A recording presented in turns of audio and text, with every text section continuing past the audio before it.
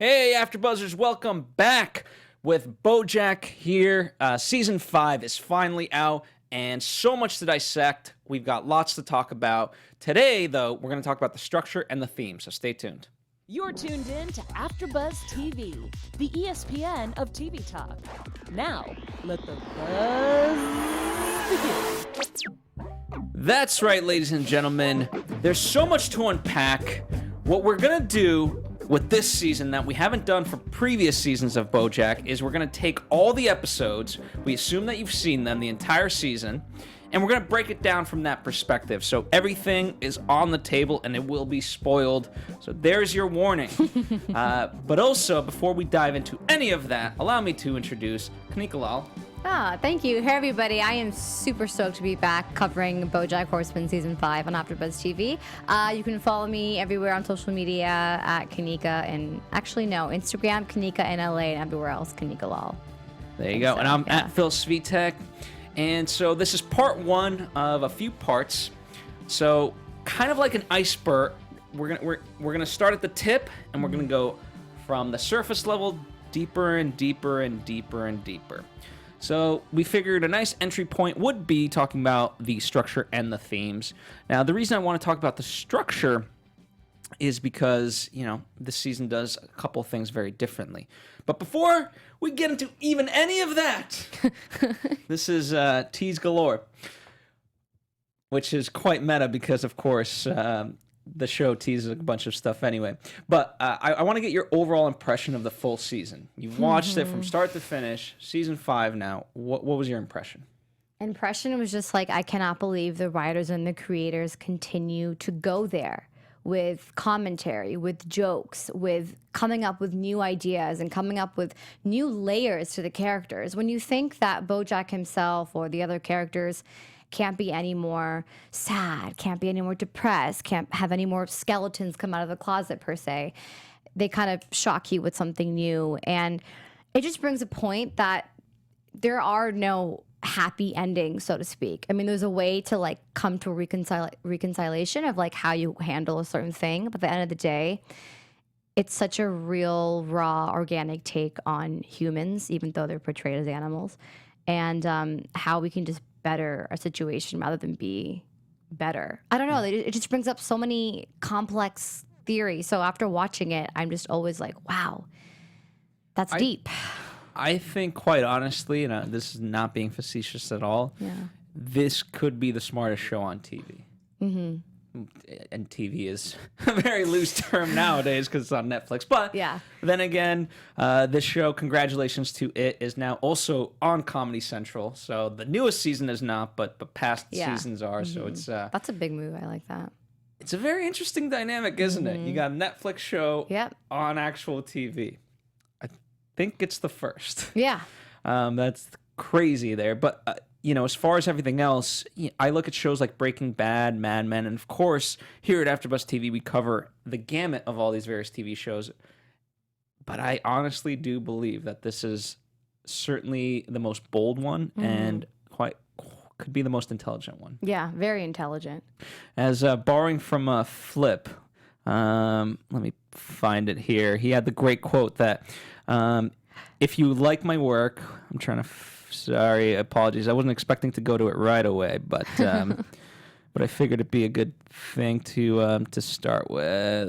Here we go. I apologize. Okay, so his quote is, "I hope you all enjoy it because that means you are smart. If you don't get it, that means that my genius wasn't appreciated in my own time, and that's okay too." So I think if there's ever a sentence that encompasses what this show is, I think it's that. Mm-hmm. And I'm glad, for the most part, it is being received quite well. Oh, yeah, definitely. By critics and otherwise.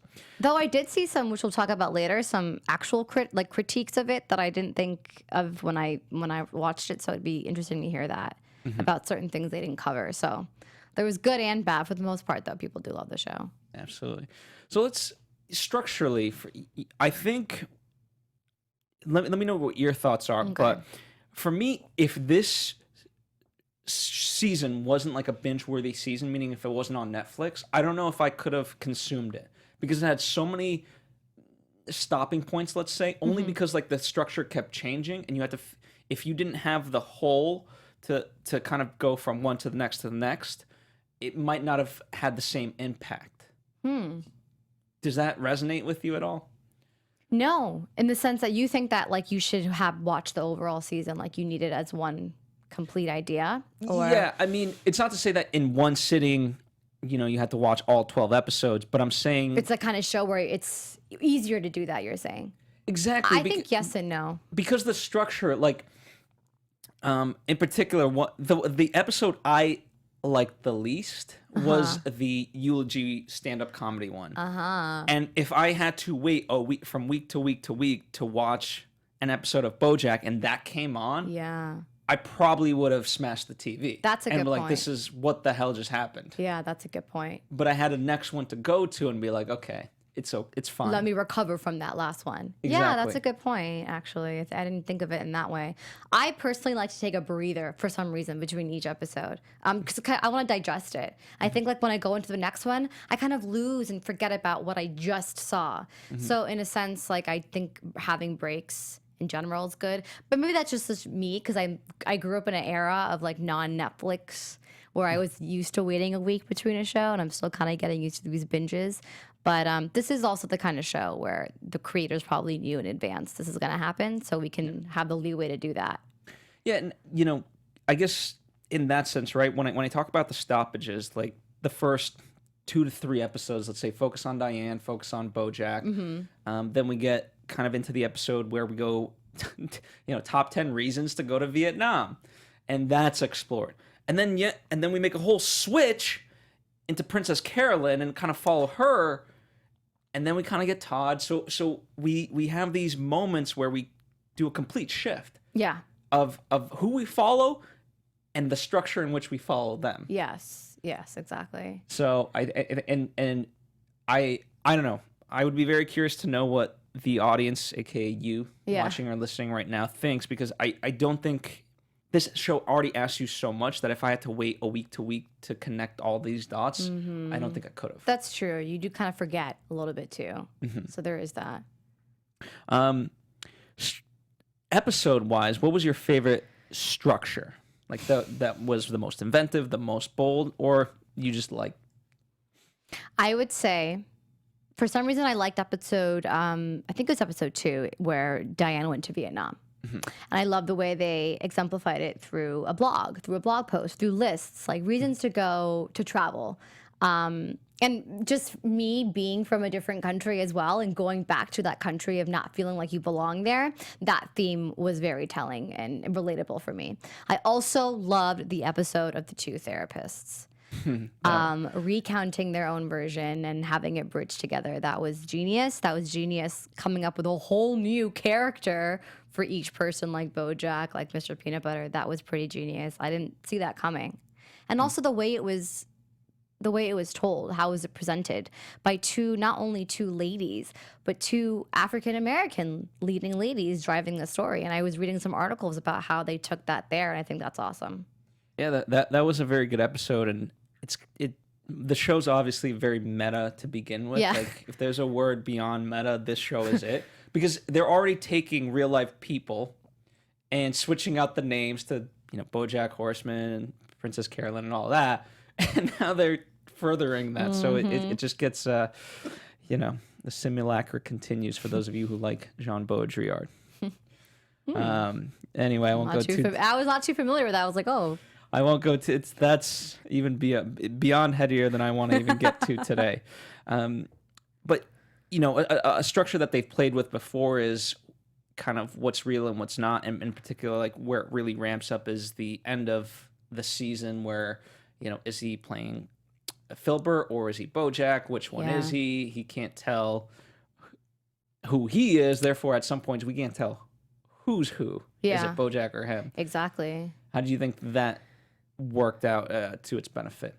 When I saw that, I just thought of almost every single actor themselves in Hollywood. It's also a comment on how you can't even differentiate anymore between what story you're telling and what story you're in. And I thought it was done very, very smart, very daring, but again, like you mentioned, the depth the show goes, being in animation. I don't want to jump the gun in talking about what happened at the end of that episode, but I was actually shook, and I didn't think I was able to have that kind of feeling watching an animated character do what he did at the end, referring to what happened with his co-star Gina. So it was actually haunting. It was haunting to watch. I agree. I mean, the way I think what I love about the show is that they use every tool that in their arsenal to the benefit to say something meaningful, right? So when we're talking about the structure, I think the structure works to help talk about the themes that they're talking about, to help escalate the messages and the characters and so forth. I think part of when we talk about themes specifically, what they're able to do with the structure is, I think, take a theme and see it from different angles. What does it look like from here? What is it, So what you're hinting at is from a structural perspective. Okay, we see it from Bojack's perspective, but then we see it from Gina's. We also see it through Diane's and these various people, because we get an examination of that given the structure. Yeah, and where you're getting the full scope of the actual topic and the actual angle, seeing it that way. So absolutely. I do want to. So you mentioned you like the blog episode, we'll call it in particular, right? I really enjoyed that one because it's something kind of we've never seen, and a blog is supposed to be personal, right? And so in that sense, it makes the episode very personal. And every time that Diane, quote unquote, writes the next thing, we're able to kind of tell what's real and what's not. And that's what I love about the show and the way it uses these things. We know what's real and what's not.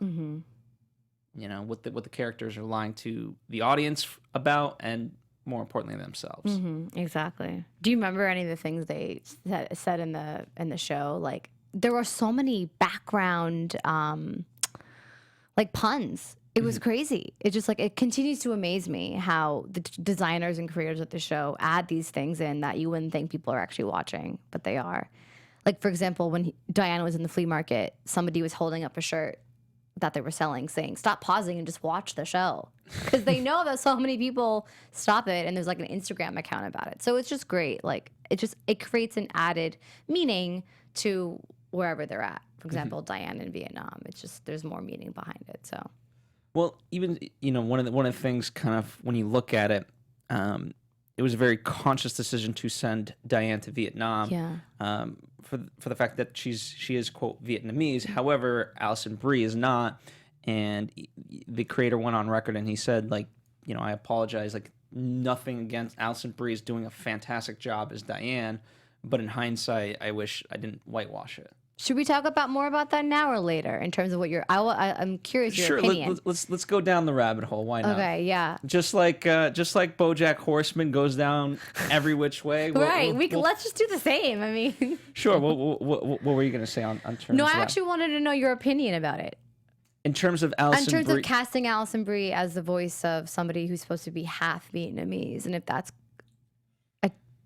a telling on no, it should be someone diverse or someone who's actual Vietnamese. I don't know. I mean, I never up until that point, I never kind of considered it. I think what the show was able to do in this season was highlight, okay, yes, I'm quote Diane, the character is quote Vietnamese, but she has no real connection to her roots. And as she even points out, she ends up being a tourist throughout that whole episode. And so I think they're speaking to the fact that she is something, but she's not really that. And so it's not like a Scarlett Johansson example where she's playing someone who's supposed to be of Asian descent and of true Asian descent and has a connection to her Asianness, let's say. Yes. Whereas this is I'm not actually what I am. Exactly. I mean, behind the scenes, we really never know why they truly cast somebody. Usually it's because of a name. It's because of another, secret deal. You never really know because of behind closed doors in the Hollywood industry. Even though you're watching the show, you're getting a taste of it. So I actually never, I agree with you, I never thought twice about her not being Vietnamese as a voice actress. But at least the creator put in this episode to call attention to her background and made it pretty real for people myself or other multicultural first generation people who need to get closer to their roots, and it was relatable in that sense. So I think they did a good job to put attention on it. Yeah. And we'll certainly discuss more, as I said, we'll be doing more parts, and those parts will break down the characters and really get deeper into it. So if today we don't touch upon it, everything, it's because it's in the other episodes. It's a full package for you. It's not just one and done. So for me, I don't know, maybe it was just so bold that I still haven't processed it properly, and maybe that's the point. But the eulogy episode, I want to talk about that one structurally, because I've never seen anything like this. I know. Go ahead. It was a monologue. You're watching a 30-minute monologue, a 30-minute stand-up set, but just focused on Bojack himself. And the way they shot it, I mean, you didn't even see the audience, not even audience, people at the funeral, till the end. And looking up at the background information as to why that was written in the way it was, it makes sense. The creator being actually a playwright background. So maybe he wanted to create it more like a theater set, like a theater piece. And there were parts of it that I was like, getting a little like, I don't know. I don't want to admit it, but getting a little bored. Yeah. A little bored. Maybe because I watched it pretty late. But for the most part, it was the most different thing I've ever seen on television that I don't think anybody else could recreate. I don't think because a play's still very different, right? Usually you have characters coming in and out, and but still, sometimes you see somebody on stage though, like giving his like big, monologue. Even Hamlet gave a monologue for what, 5 minutes? True, not for 30. Yeah, you're right. That's so true. So this even definitely Romeo, extreme. Romeo, wherefore art thou, Romeo? Eventually Romeo was like, I'm here. Yeah, don't have to keep asking. Yeah, that's true. I mean, just go Will Arnett. First of all, the voice of the actor. First of all, for even just being able to deliver it the way he did and having those beats, comedy, dramatic beats. And what I think it did, right? Because it's, in a sense, they were using this technique throughout, where we're getting into the mental space of the character. At first, with Filbert, there's that narration, and you can juxtapose it with the action. Then eventually, Bojack later starts to associate himself as Filbert, and so he's kind of narrating his own life. And in this sense, because we don't get the action, what we do get instead is him talking and working it out right there. And I love the use of the 3 simple words, 3 simple letters. I see you. That he keeps calling back to. And the way he works through that of there was an eye exam. Maybe she was just reading the letters. I thought that was such a bold statement of how to process a character's mental state. And it gave the audience this, I brought them, Bojack and the audience on the same level. Like as he was figuring out, we were figuring out what he meant. And it's as if we were like on the journey together as to like actually coming to terms with his mom is dead and how it actually happened. So it didn't put one over the other in a way. In a way, but we always only get it from his perspective. Yeah. Whereas, throughout the, not just this season, but every other season, we can make up our own mind based on what we see. Because Bojack can interpret it in one way, but we have, for the most part, an objective viewpoint. This, how he describes it, is how we see it. And as he changes the way he describes it, it changes the way we see it. Right. And I think that therein sort of lies the cautionary tale of that episode is, hey, it depends on who's speaking, how they're going to frame it. Did you like the way it ended? Did you think it kind of ruined the whole point of the whole episode, or was like, that's typical of Bojack Horseman? I appreciated it. You appreciate it. No, I mean, I really did. I've never seen anything like it, so I don't know if I was prepared for it. I know. That took a lot of if you think about it, that's a lot of patience to sit through a 30-minute episode where he's just working through his thoughts. In that sense, right? And correct me if I'm wrong, I believe the therapist episode was right after that. Yeah, it which is kind of was. interesting because I thought I was like the psychologist listening to his BS. Right. So I know. Yeah. I mean, I'm glad it ended the way it did, though. yeah, I'm glad it did. I thought it worked out really well. Yeah. All right, so let us know what you think structurally was some of the more interesting aspects of this season. You know, they're no stranger to doing different things. They had the whole underwater silent episode last time around, so I appreciate the willingness that they have to go to, but Yeah, just creativity behind it all. I think that's just what's genius about it. exactly. But none of it works if there's not a deeper meaning. And so let's talk about some of the themes. When you think of season 5, what's the one like takeaway? What's the most meaningful theme or message that you would point to? The constant sacrifice and strength of a woman. Okay. In this overall show. And I mean, I think that's powerful enough. Yeah. that's one, but there's also the battle of what it really means to be good and what it really means to be bad. And can you really change? Can a person really change? A person's core really change? I think that's, for me, that was the takeaway. Well, yeah, I 100% agree. The other things that I'll kind of throw in there, what I love is through the use of Hollywood, right, where everyone's putting on this persona. At this day and age, I don't think it's any different. Like, we're all putting on a certain front, especially with social media and so forth. Who we appear to be is more oftentimes not anywhere close to what we actually are. Yeah. So by that respect, and I thought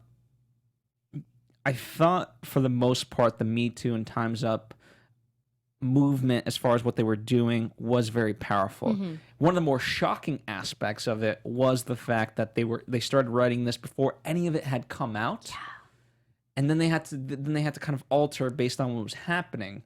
But the idea of people getting away with it, they said, that's a universal thing. We could have done that at any point in time, and it still would have worked. And I was like, God damn, that in itself, that line, and I know it's not in the show, but it is just so poignant of like, in particular, that's why the moment of the Forgive Me Awards or whatever they're fully called.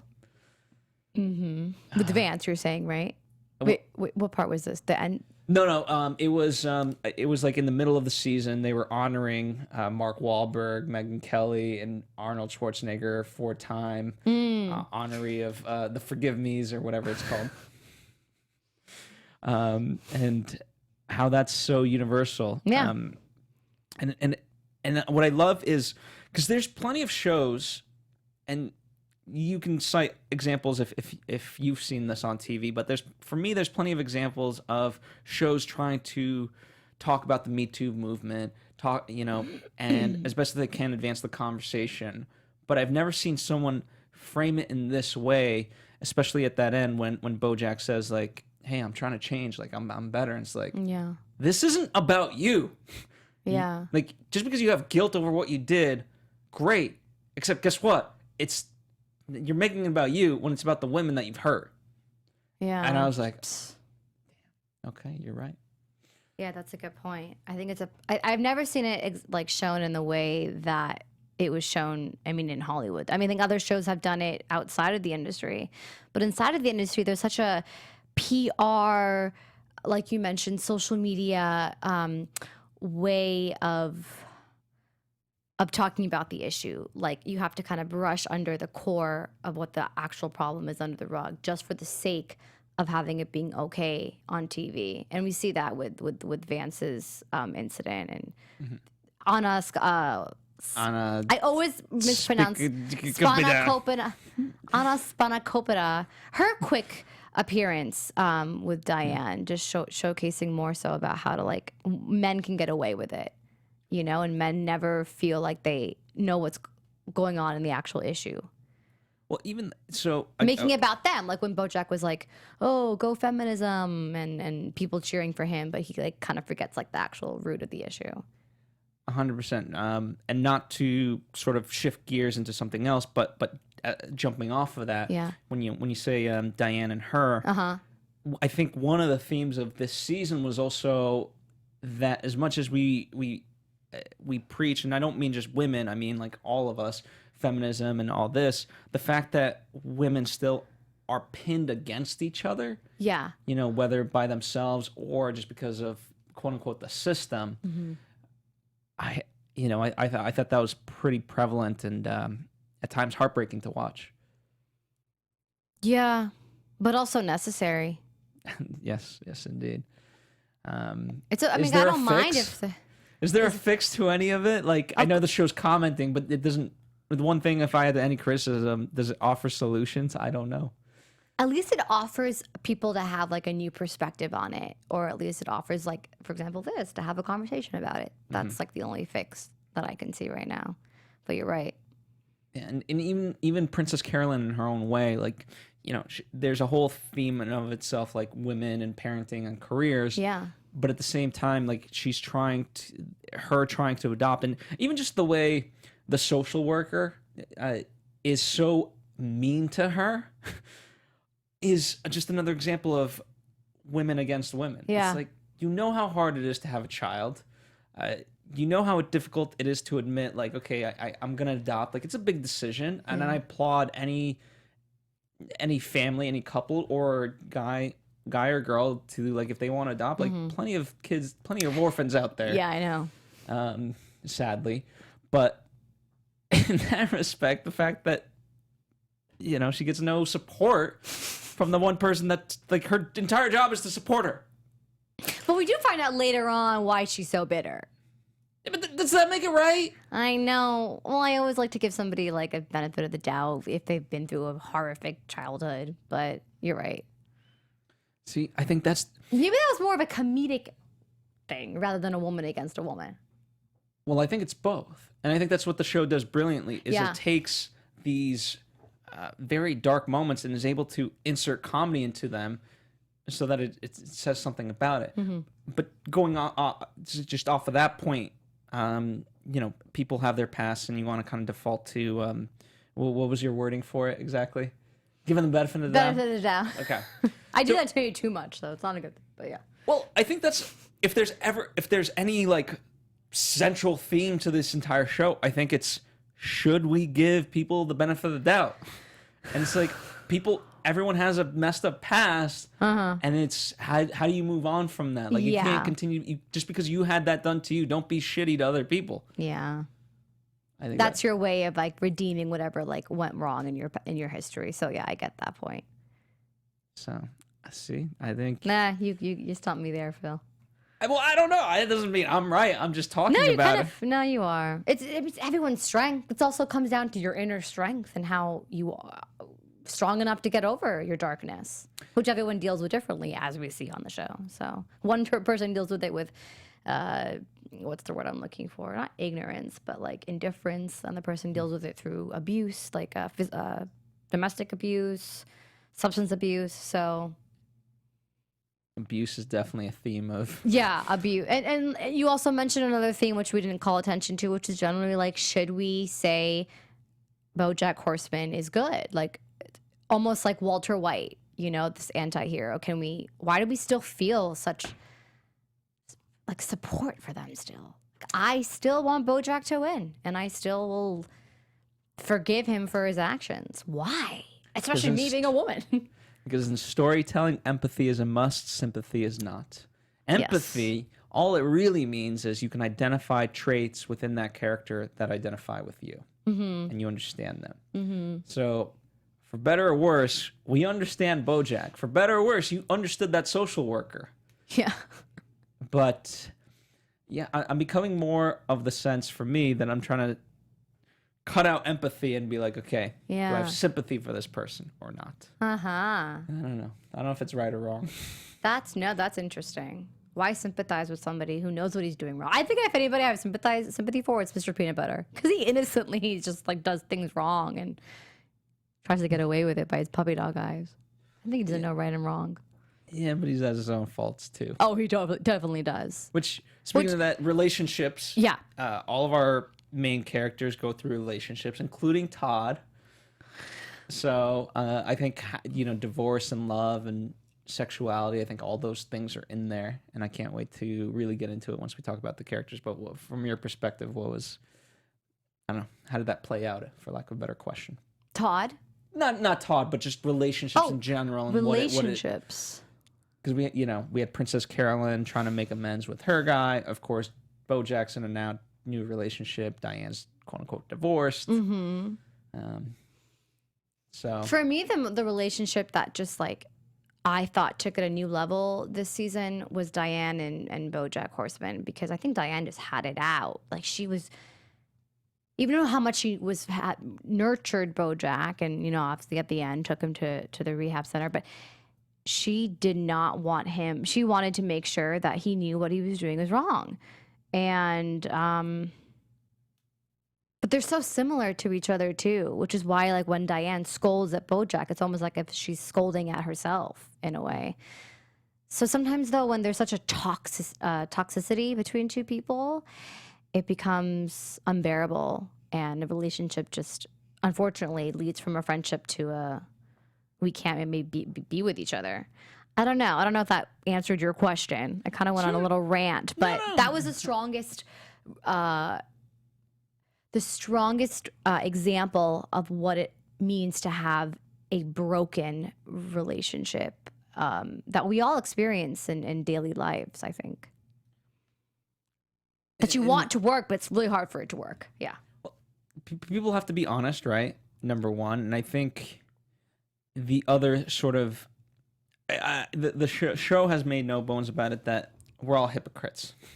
Number one. Yeah. And more so than that, we, in a sense, what's been done to us, we do onto others. Yeah. So even though Diane recognizes these things in Bojack and certainly doesn't want to be a certain type of person, well, what's been done to her, she can't help but do onto others. Yeah.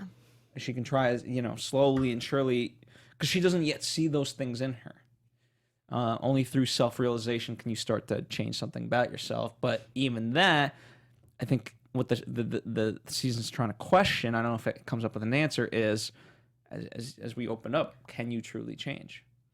Yeah. I mean, from that perspective, that viewpoint, maybe Bojack Horseman can, but let me ask you this. Is the show saying you can change or no? I think the show's maybe asking, how willing are you to go to change? Okay, that's a good way to phrase it. Yeah. Certainly. All right. Any other themes that you saw in this season? Well, we could talk about Todd's sexuality. Okay. I'm not sure if asexuality would be a theme of the show because it's just a theme of a character. We could wait for that, but I think it is on the larger scale, right? Self-identity. So it's not just asexuality, but sexuality in general. Are you gay? Are you lesbian? Are you bi? Are you transgender? Mm-hmm. Now as things kind of come out more and more, number one, I think people are trying to figure out who they are. And then secondly, as a culture, I think we're trying to figure out how to talk about it and honor those. It gets very difficult for me because I do want to be sensitive to everyone, but see, like, just even the use of those people, I'm in a sense marginalizing it, and I don't have the right vernacular to even be able to fully speak, Well, groups of people, I mean, that's fine to say, I think. Yeah, but you get my greater point of like, I think as a society, not only are they trying to figure themselves out, but also we're trying to, stay on pace with them, at least those of us who are progressive enough to, and we're all trying to work things out. No different than Todd. Yeah, that's true. And I love this could be another point going off of that. I just love how the fact that this show brings on characters that you just set aside their labels too and get to really know their personality types. And I think that's what helps us and even them figure out who they really are self-identity wise, like away from sexuality, that they're an animal, that they're a person of color, blah, blah, blah, blah, blah. So Yeah. Absolutely.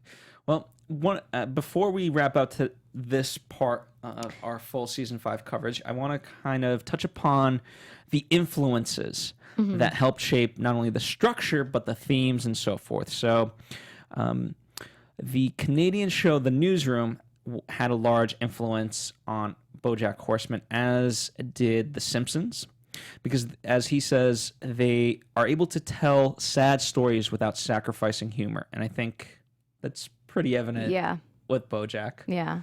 So definitely learned there. Other influences, Californication, which were you a fan of the Showtime show Californication? Yes. Okay, so that starred David Duchovny and I don't know. Do you want to give a quick summary? Natasha, I forgot what her name was. I forget. She played Karen. She played Karen. I mean, I think they were on the brink of divorce. He was an actor himself, like a struggling writer who also had to deal with like alcoholism and drugs, and another story about an anti-hero, pretty much set in L.A. Set in L.A. Yeah, so you see a lot of Hollywood references.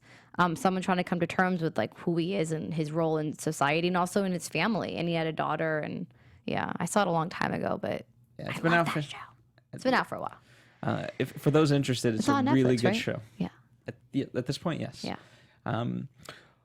In terms of movies, Who Framed Roger Rabbit, the connections there as far as humans and in cartoons and that movie, it was much more lifelike, quote unquote. This is obviously all animated, but you have animals with humans, so it's kind of takes from that sense.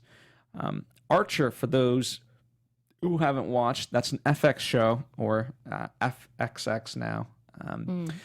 It's a very stylistic. It's about like it's like he's like a detective / spy. It's very cool. It's like if Mad Men met James Bond, this is what you would get.